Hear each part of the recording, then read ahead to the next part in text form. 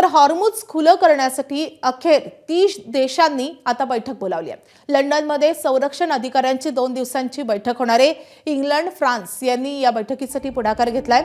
2 महिन्यांपासून हॉर्मुझ बंद राहिल्यानं युरोप चिंताक्रांत आहे।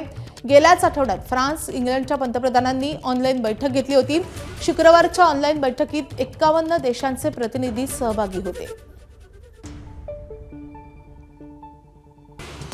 अमेरिका इराण युद्धविरामात वाढ, अध्यक्ष ट्रम्प यांची सहमती। हॉर्मुझच्या सामुद्रधुनीत अमेरिकेकडून नाकेबंदी सुरूच ठेवण्यावर ट्रम्प ठाम। डोनाल्ड ट्रम्प यांची शस्त्रसंधी इराणनं फेटाळली।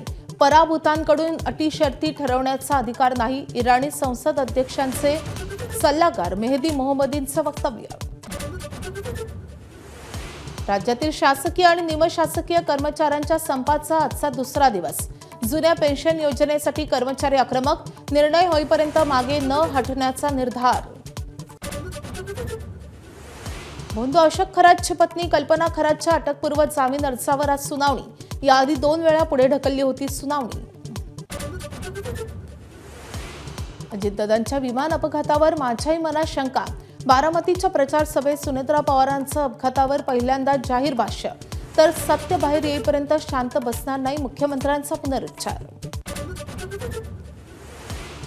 मुंबई पुणे द्रुतगती महामार्गावर उद्या आणि परवा वाहतूक ब्लॉक, दुपारी 3 तास वाहतूक पूर्णपणे बंद राहणार। बंद काळात पर्यायी मार्ग वापरा असं आवाहन।